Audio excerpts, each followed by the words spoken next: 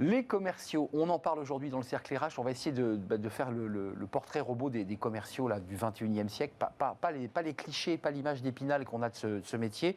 Le métier s'est transformé, il a évolué. Il y a eu la crise Covid, les commerciaux ne se déplaçaient pas ou ne pouvaient plus bouger.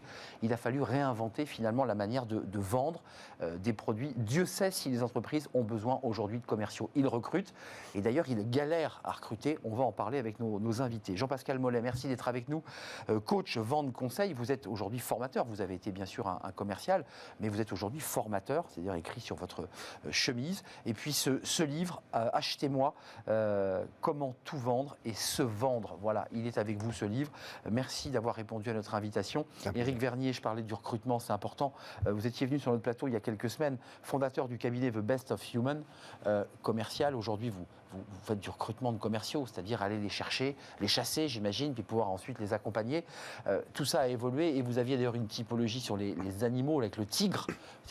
On en parlera avec vous dans quelques instants. Et puis sur ce plateau, Jean Muller, président des dirigeants commerciaux de France, DCF, et directeur général délégué commerce et développement de JC Decaux, qui est une bien belle entreprise, parce que JC Decaux, c'est l'affichage notamment, mais pas seulement. Et vous avez des équipes, j'imagine, de commerciaux que vous gérez. Vous êtes aujourd'hui directeur commercial. Oui, on peut dire ça. Et vous les gérez. D'abord, un petit mot sur vos métiers il y a 20 ans. Parce que quand vous prenez un verre entre vous, je me suis laissé dire que quand on parlait des commerciaux, c'est comme quand on parlait des journalistes. On dit les journalistes, mais il y a autant de journalistes qu'il y a de secteurs. Il y a des journalistes pépinières, des journalistes moto, des journalistes internationaux, des journalistes spécialisés dans le tricot. Enfin, est-ce que c'est pas un peu la même chose chez vous, les commerciaux? C'est un peu vague de dire les commerciaux, non? Qui veut prendre la parole? Je rebondis puisqu'on est en plein dans la théorie. Vous étiez dans quel secteur, vous, déjà? Moi, j'étais dans les services B2B. D'accord. Et effectivement, vous avez autant de typologies que de métiers, et justement ce que je veux expliquer avec la théorie des fauves, où finalement je chasse moi, mais des chasseurs, les fameux chasseurs, et finalement un chasseur, c'est quoi? C'est comme les journalistes, il y a des journalistes auto, des journalistes moto, des journalistes internationaux, reporters, etc. Et vous avez des commerciaux services B2B, des commerciaux B2C, etc. Vous vendiez quoi? C'était quoi votre service? Qu'est-ce que vous vendiez? J'ai fait de la prestation de services, notamment d'allocation, entretien de vêtements professionnels dans un groupe Rentokil Initial. Et puis, j'ai fait aussi de l'IT, également de la distribution automatique. Juste un petit tour de table. Jean-Pascal, avant de devenir formateur, avant de devenir celui qui accompagne les commerciaux pour leur donner des trucs, des conseils, enfin bref, les rendre meilleurs, c'était quoi votre métier? Commercial et encadrement d'équipe commerciale. Moi, j'ai travaillé chez L'Oréal, chez Kenwood, dans le groupe Vivarté. Donc, évidemment, des fonctions commerciales et d'encadrement. Du luxe? Non, j'étais L'Oréal Grande Distribution. Grande Distrib, d'accord. Non, mais et chez vous, avant que vous deveniez un patron, enfin quelqu'un qui gère des équipes, vous avez démarré comme commercial ou pas? Oui, tout à fait, dans l'univers des vins et spiritueux. Mais il y a 20 ans, j'étais déjà dans l'univers des médias et de la communication. Et c'est vrai que le paradigme a totalement changé. On était davantage des vendeurs d'espaces publicitaires il y a 20 ans, mais surtout ce qui a changé, c'est l'environnement concurrentiel. Internet n'existait pas. Donc il y a une complexité, une multiplicité, une intensité concurrentielle qui n'est plus du tout la même. Donc ça veut dire que, et c'est pour ça qu'on va cheminer, les journalistes sont percutés de la même manière. Je ne vais pas filer la métaphore pendant 26 minutes, mais on est percuté par le numérique de la même manière. Des gens écrivent des articles ou font des reportages vidéo sans avoir de carte de presse. Aujourd'hui, les commerciaux sont percutés par le numérique de la même manière. Le client met des avis, va voir les avis consommateurs, donc il n'a plus besoin d'intermédiaires pour faire de la vente. Enfin, vous comprenez ce que je veux dire? Oui, je pense que ce qu'on peut dire, c'est que pendant longtemps, le métier de commercial, c'était celui qui apportait l'information. Ouais. Aujourd'hui, l'information, elle est hyper disponible, nos clients sont hyper informés, et donc le métier s'est beaucoup renforcé en matière d'expertise, puisque l'information est accessible. Mais finalement, ce qu'on peut dire, c'est que nos métiers se sont considérablement enrichis. Et aujourd'hui, œuvrer et s'investir dans nos métiers, c'est apporter un niveau d'expertise bien supérieur à celui qu'il n'était. Donc de compétences. Absolument, oui. Oui. Avec les recruteurs, mais c'est vrai que le niveau d'exigence est bien plus élevé. Et en même temps, on a augmenté la difficulté de toucher l'interlocuteur. Parce que le digital fait que les acheteurs s'auto-informent eux-mêmes et font leur choix en pourcentage très élevé, effectivement. Donc, du coup, ils n'ont plus besoin de rencontrer des commerciaux pour avoir toute l'information. Donc, ils essaient d'éviter de les rencontrer. Donc, le travail du commercial, il passe par le digital pour les rencontrer aussi. Mais Jean-Pascal Mollet, le commercial, moi je le vois encore, le commercial lunettes qui va chez l'opticien avec des grosses valises, il gare sa voiture, il descend des tonnes de valoches, il ouvre. Enfin, il y a encore cette image-là du commercial. C'est-à-dire vraiment, avant, on ouvrait la veste parce que c'est un peu l'image du commercial, qui est un cliché, mais il y a encore ça quand même, la valise, le commercial qui s'est garé, il a mangé le midi dans un petit resto, et puis il va chez son client à 14h. C'est encore ça, le commercial ? Alors, c'est vrai qu'il y a 20 ans, vous parliez il y a 20 ans, le commercial était plutôt un preneur d'ordre. C'est-à-dire qu'il alors, il arrive avec l'information, et puis il ouvrait le carnet, le petit carnet, le crayon, et puis c'est ça. Ouais. Le commercial preneur d'ordre, aujourd'hui, c'est terminé. C'est-à-dire que si le commercial se dit « je suis là pour prendre des commandes », non. Et c'est ce que disaient les gens. C'est vrai qu'aujourd'hui, un commercial doit être un consultant. Il doit avoir cette vision-là et la vision globale de son marché, de sa concurrence, etc. S'il est juste centré sur ses produits pour expliquer le produit, on n'a pas besoin de lui. Et c'est là où la dimension commerciale s'est enrichie. Jean-Pascal, le commerçant fait son mail et envoie « j'ai besoin de 30 paquets de trucs, 12 lunettes bidule », il les sélectionne sur Internet et terminé. On est d'accord ? Oui, alors c'est l'automatisation. Non, mais il faut tout... Je veux pas le métier. Il faut sortir des caricatures. C'est-à-dire qu'il y a toujours dans nos métiers, et heureusement d'ailleurs, la capacité à rencontrer ses clients de manière physique. Moi, j'étais avant-hier à Lyon avec mes équipes de la région Rhône-Alpes-Auvergne, et une grande partie d'entre eux font encore 3, 4, 5 visites par jour et rencontrent dans la réalité des clients et donc utilisent leur voiture. Bon, mais en revanche, sur vos clients, c'est quoi, des collectivités, c'est des... Alors non, nous on travaille sur la partie, il y a la partie amont qui est la relation avec les collectivités locales. On a des juridico-commerciaux. C'est ça. Et moi, les équipes que j'anime, c'est des équipes qui sont chargées de commercialiser l'ensemble de nos espaces publicitaires. Les espaces. Parce que le modèle économique de l'entreprise, c'est de fournir des biens et des services à la collectivité. C'est très vertueux puisque c'est financé par la publicité. Donc nos annonceurs, eh bien, ce sont des entreprises locales, régionales, nationales. À l'OJC Deco, j'ai besoin de pouvoir parler de ma boîte. Oui, enfin, en tout cas, nous, notre mission, c'est d'aider nos clients à mieux vendre et de promouvoir leurs produits, leurs services ou leurs innovations. Mais ce que je voulais dire par rapport à ce sujet, c'est qu'effectivement, il y a une tendance qui est à l'automatisation des bons de commande. Et donc, on voit que, alors c'est pas encore le cas dans tous les domaines, mais c'est vrai que le rôle du commercial, c'est plus de prendre des commandes, mais c'est puisque ça, c'est aujourd'hui... le numérique permet une automatisation.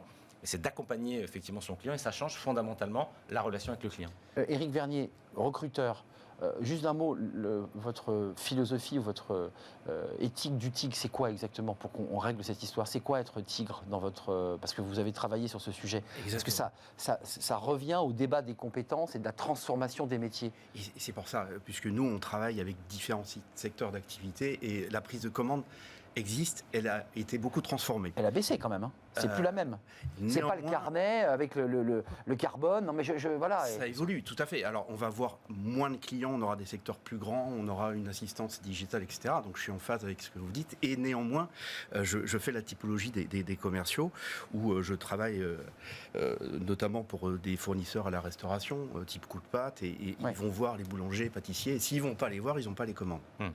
Donc là, il reste encore ce petit espace-là où effectivement, il faut les chercher concrètement, physiquement. Et c'est pas un petit espace, pardon. Hein. Ça fait partie du job. C'est un espace. Les commerciaux ont la responsabilité de la relation client. Alors cette relation, elle a pris différentes formes. Vous parliez de ce qui s'était passé pendant le Covid. Effectivement, aujourd'hui, on a des outils qui nous permettent d'interagir avec nos clients indépendamment digital, physiquement. Bien sûr. Mais la relation... D'ailleurs, c'est toujours intéressant de voir l'origine du mot commerce. C'est le latin commercium, qui veut dire l'art de négocier, l'endroit où s'opèrent les échanges, mais aussi les relations humaines. Exact. Et cette dimension... Elle est nécessaire, je suis d'accord. Elle est nécessaire. Et moi, je dis souvent qu'à l'ère de l'intelligence artificielle, jamais l'intelligence émotionnelle n'a été aussi importante. Ça, c'est évident. Et donc, c'est vraiment... Et c'est d'ailleurs ce qui plaît à nos équipes, et ce qui leur permet de s'épanouir, c'est cet échange, ce partage. Alors, il s'est enrichi, mais ça reste toujours une relation et un partage. Éric, terminé. Donc, concrètement, vous nous dites... Sur ces espaces qui ne sont pas petits, il y a encore cette relation commerciale, il y a encore ce besoin d'échange, parce que le boulanger, sinon, il n'achète pas. Des typologies aussi très différentes. Donc, la théorie des fauves, c'est parti du fait que tout le monde, pour définir un commercial, c'était simple sur quelque chose de super compliqué. On disait, c'est simple, il faut un chasseur. Et on appliquait le terme chasseur à tout le monde. Donc, je suis allé au bout de ce paradoxe en disant, bon, un chasseur, c'est quoi? C'est un fauve? Ouais, c'est ça, c'est un lion. Et finalement, on me dit oui, c'est ça que je veux. Et en réalité, je cherche un lion, quoi. Je veux le chasseur. Voilà. Et puis en réalité, déjà, ce sont les lions qui chassent.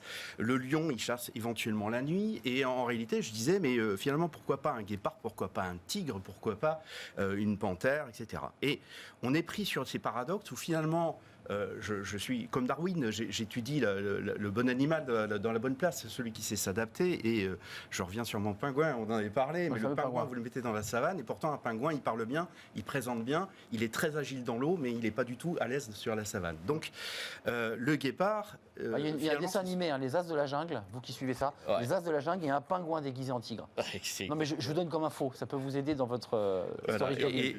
Ouais, Les As de la Jungle. Et du coup, ce qu'il faut bien analyser, c'est effectivement sur quelle qualité doit-il... c'est ça. Il doit Alors, c'est quoi concrètement et lesquelles. Voilà. Et le fameux tigre, à la limite, regardez ce tigre-là, il va avoir l'art du camouflage, il va avoir la patience, il va avoir effectivement la capacité à se mouvoir sur différents domaines. Donc là, on est sur un commercial qui est un petit peu plus généraliste, plus haut de gamme, qui sera en B2B. Par rapport au guépard... B2B, c'est-à-dire qu'il sera en relationnel, qu'il sera capable de... Voilà, on est d'accord. Par rapport au guépard que je qualifie de B2C, parce que les guépards, c'est la vente one-shot très rapide. Et c'est le vendeur d'encyclopédie qui passe du dernier étage au premier, tac, je fais la vente tout de suite, et je suis incapable de... Excusez-moi, il y en a quasiment plus. Voilà, ce que je voulais vous dire. Quand j'ai commencé à travailler sur... En fait, ça n'existe plus, ça s'est réduit en portion congrue, ça, le fameux vendeur qui met le pied dans la porte. On vous en demande ? Oui, et c'est là où je voudrais intervenir sur des secteurs qui sont, par exemple, la vente de portes et fenêtres. Exact. Par exemple. Vous voyez, ou alors la vente de climatisation auprès des particuliers. Donc là aussi, c'est de la vente, je rentre, je signe. En se méfiant de la vente abusive, si je peux me permettre, parce qu'il y a quelques sujets, il y a eu quelques tensions. Il y a très déontologiques, il y en a qui le sont. Voilà, il y a eu quelques abus parce qu'on poussait un petit peu à la vente. Vous nous dites, il y a un débat. Ouais. À la fois, il y a un marché qui dit, mais moi j'ai quand même besoin de la vente, ma fenêtre, donc j'ai quand même besoin d'une équipe commerciale qui cartonne. Et vous dites, bon, finalement, oui, mais ça se réduit un peu.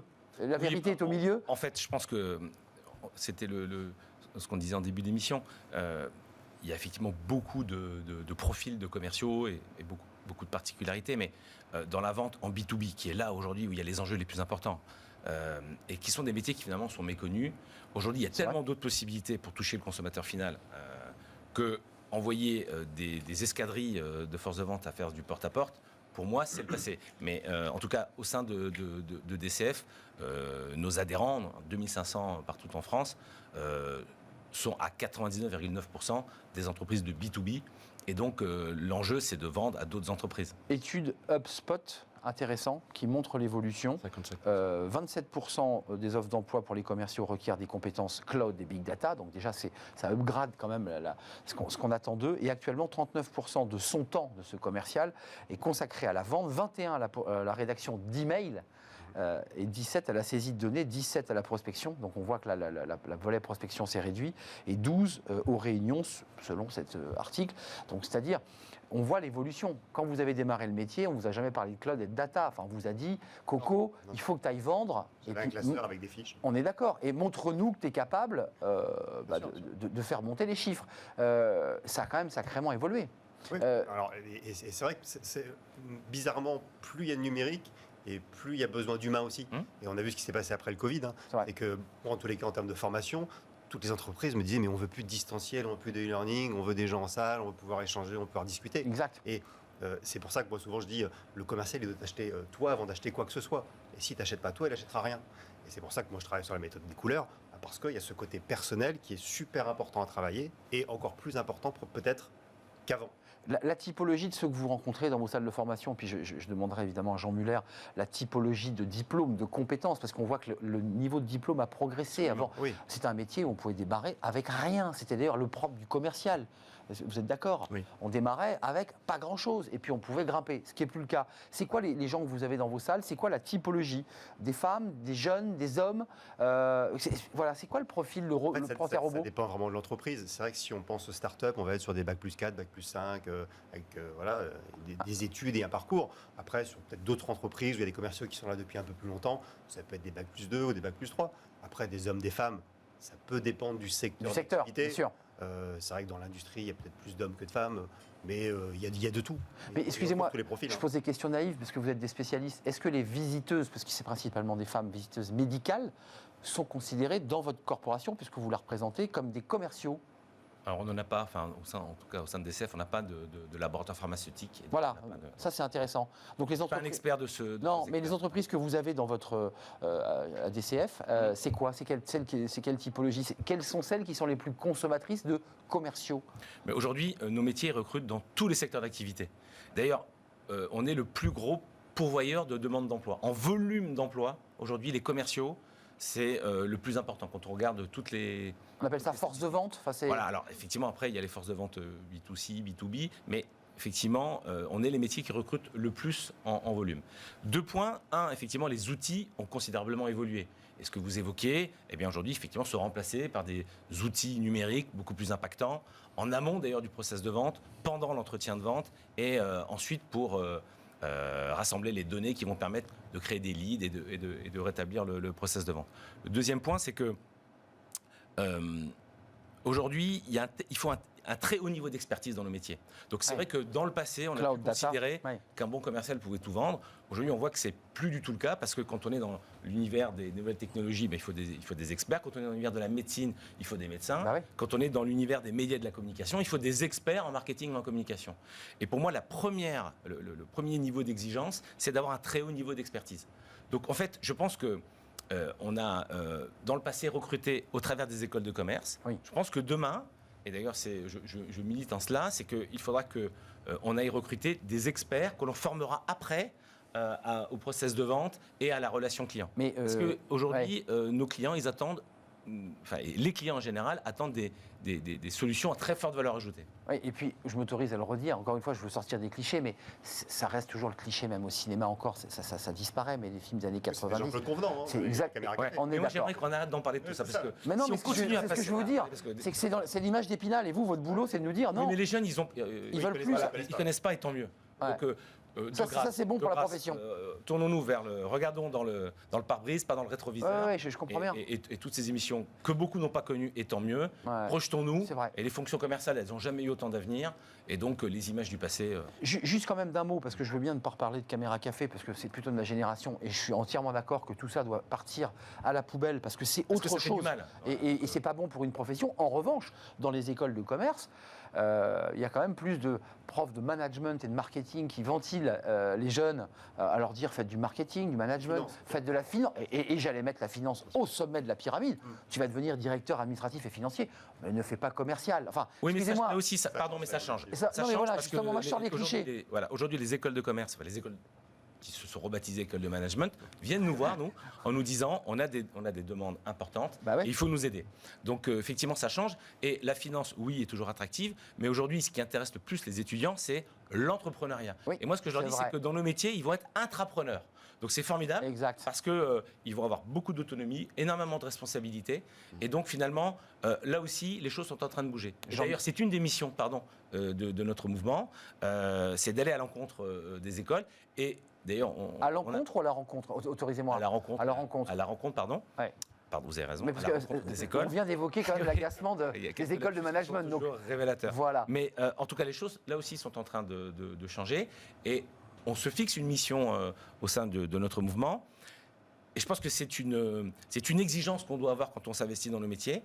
Les écoles sont en déficit d'enseignants qui connaissent nos métiers. On est d'accord. Et donc, donc forcément, le fléchage n'est pas bon. Donc nous, ce qu'on a décidé au sein de DCF, c'est de former des directeurs commerciaux, des managers commerciaux pour intervenir dans les écoles. Parce que les écoles nous le demandent aujourd'hui. Donc ça, c'est très important. Éric Vergnier, pour sortir des clichés, ceux que vous recrutez, ils ont quel profil? Parce que vous êtes là les mains dans le moteur. Hein. Vous avez une entreprise qui vous dit, écoute, Éric, moi, il faut que tu ailles le plus vite possible parce que je m'en sors pas. Mes forces de vente n'avancent pas, mes produits ne se vendent plus. Enfin, globalement, il faut relancer la machine. Votre boulot, c'est de mettre les mains dans le... Quels sont les profils que vous recrutez? Alors, ce qui est demandé le plus fréquemment, c'est de l'opérationnel. Après, on a des niveaux très différents suivant les secteurs d'activité. En IT, on demande vraiment... Oui, ingénieur commercial, là. Grande capacité, effectivement, autant technique... Les commerciaux deviennent tous des ingénieurs commerciaux. Et la deuxième chose, pour aller plus loin sur l'étude HubSpot, c'est inquiétant, mais il y a 55% des acheteurs qui ne font plus confiance aux commerciaux. Donc, il y a des choses qui changent et qu'on doit faire changer. J'ai lu aussi une enquête où, en 2026, 86% des décisions B2B passeront par la data.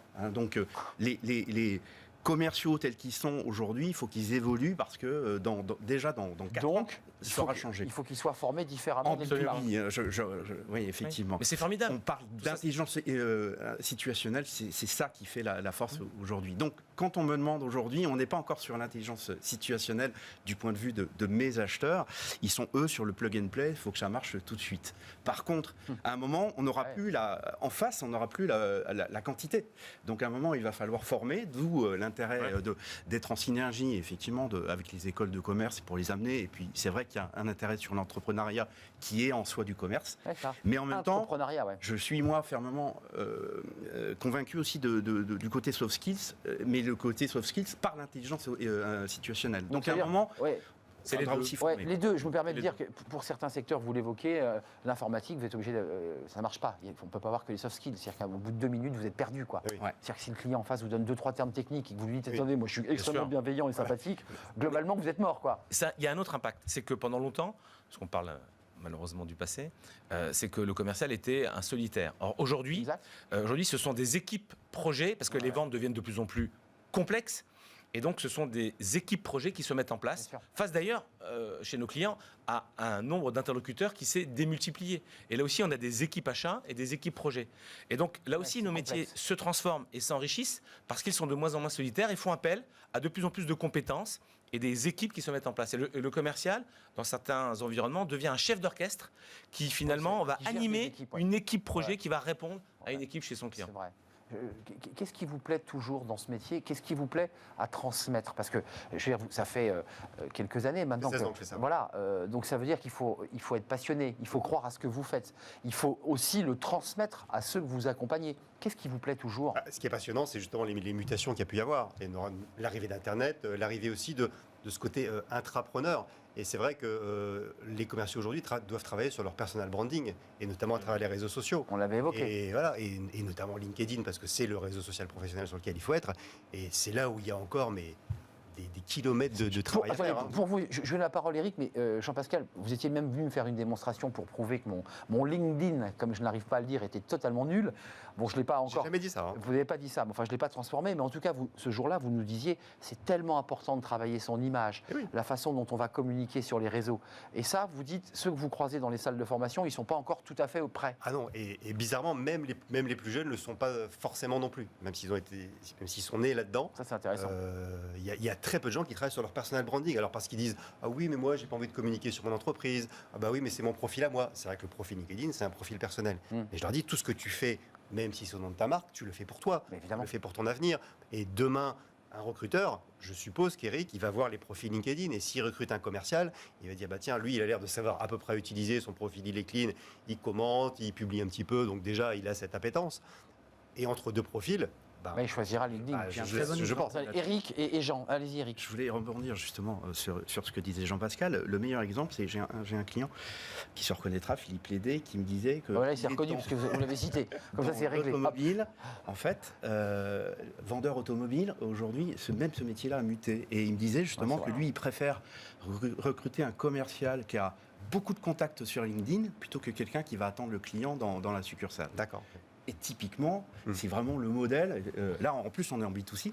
Et comme quoi, le métier a changé et que la qualité recherchée demain, ça sera le communicant digital et non pas... Et je m'autorise, puisque je vous donne la parole, Jean, le vendeur de voitures, lui aussi, doit évoluer sur le digital. Et j'ai encore envie de dire sur les soft skills, là directement, parce que c'est du contact client. Sincèrement, c'est là aussi une industrie qui s'est profondément transformée. Oui, c'est vrai. Et il y a des initiatives extrêmement intéressantes. Et des formations.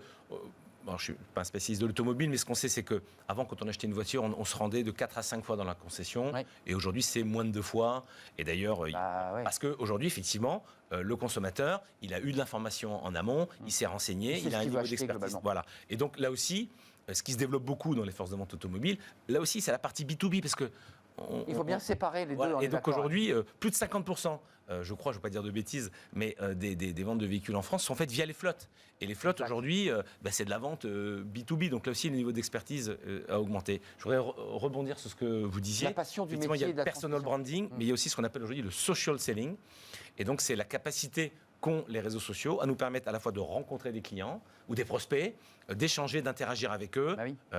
Et donc tous ces outils, finalement, viennent enrichir le processus de vente. C'est l'article HubSpot, 21 de la rédaction d'email, 17 saisies de données et 17 prospections. Donc c'est quand même intéressant de voir le temps consacré devant l'ordi. Que je voudrais ajouter, c'est que cette révolution numérique qui se poursuit, on est dedans. De mon point de vue, elle facilite et elle rend nos métiers encore plus épanouissants. Parce qu'il y a tout un tas de tâches, vous en avez cité un certain nombre, qui étaient des tâches qui motivaient peu nos équipes. Et c'est normal, parce que quand on demande à nos équipes ce qui leur plaît le plus dans leur métier, c'est de transmettre, c'est de rencontrer, c'est d'apprendre, c'est d'écouter, c'est d'échanger. Et donc toutes ces tâches qui étaient des tâches où effectivement on remplissait tout un tas de documents en amont ou en avant. Du commercial. Exactement. Eh bien, grâce à la numérisation, ça a plus vite. Exactement, ça va beaucoup plus vite et ça permet d'être plus concentré sur finalement le cœur de son métier. Le CRM, moi quand il y a quelques années, 20 ans,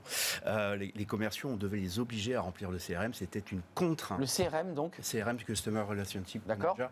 En fait, c'est la gestion de la base clientèle. D'accord. Et que là, c'était vraiment du flicage. Ils le vivaient comme ça. Pour voir les clients qu'ils ont eus. C'était souvent du flicage. Et aujourd'hui, ces CRM vont évoluer d'autant plus. Et c'est même le CRM qui dit, tiens, il faudra penser à aller voir Monsieur Martin, etc. Et aujourd'hui, c'est un argument pour recruter parce que quand aujourd'hui, on se bagarre tous pour attirer les meilleurs talents. Et quand vous avez face à vous des candidats et quand vous êtes une entreprise qui n'a pas un outil CRM, le collaborateur ne s'y engage pas. C'est un outil d'aide évidemment au commercial, ça l'accompagne. On est d'accord, Jean-Pascal. Finalement, le paradigme a été là. Jean Muller, j'ai vraiment envie de devenir commercial parce que vous en parlez avec passion et en tout cas, vous portez haut et fort ce métier dont on ne parle pas assez sur les plateaux de télé, je le concède. Et vous en parlez, merci. Et c'est un vrai plaisir. Juste d'un mot, est-ce que vous avez un chiffre comme ça à travers DCF du nombre de recrutements là ? Oui, alors effectivement, grâce à un certain nombre de nos partenaires, on suit ça de très très près. Je pense notamment à Adecco. En France, on disait, pendant des années, on a dit il manque 100 000 postes de commerciaux. Depuis la Covid, c'est 150 000. Donc c'est un drame. C'est un drame économique. Parce qu'aujourd'hui, la fonction commerciale est le moteur de la transformation des entreprises et évidemment de leur développement. Il y a un autre élément qui est que aujourd'hui, nos métiers sont beaucoup plus en amont dans la chaîne de valeur des entreprises. Parce que ce qu'on oublie de dire, c'est qu'à notre ère, on ne produit quasiment plus que ce qui a été préalablement vendu. C'est-à-dire que le commercial, il est en amont. Et il va co-construire la solution en milieu industriel, dans les services. Et donc, il y a des besoins extrêmement importants. C'est la raison pour laquelle je pense qu'il faut communiquer réellement et donc positivement sur la transformation de nos métiers, leur enrichissement, parce que nos métiers sont encore mal connus, mais quand les étudiants et les meilleurs talents l'intègrent, ils s'épanouissent et ils évoluent. Donc il faut vraiment qu'on communique positivement. Bon, il y a vraiment de la passion, en tout cas, dans l'idée aussi de transformer les formations. Merci à vous, Éric Vernier, fondateur du cabinet The Best of Human, avec cette théorie qui est très concrète sur les animaux, les chasseurs, et vous les faites évoluer, vos clients, si j'ai bien compris aussi, à chercher le pingouin. Pas trop. On cherche plutôt le lion. Le lion, on cherche plutôt le lion. On évite de mettre le pingouin dans la savane. C'est ça, voilà, on est d'accord. Merci à vous, Jean-Pascal Mollet, avec ce livre « Comment tout vendre et se vendre », les éditions du coach. Et vous êtes formateur, vous accompagnez des équipes, évidemment, de commerciaux. Puis Jean Muller, merci, président des dirigeants commerciaux de France. Il y a un site DCF, vous aviez un document devant vous. Et directeur un nouveau site internet. Et un nouveau site internet pour ceux qui s'intéressent à ce métier. Réseau-dcf.fr. Voilà. Et directeur général délégué commerce et développement de JC Deco. Merci à vous trois. Merci beaucoup. C'est un vrai plaisir de vous accueillir. Plaisir partagé. Tout de suite, c'est Fenêtres sur l'emploi. Et c'est tout de suite.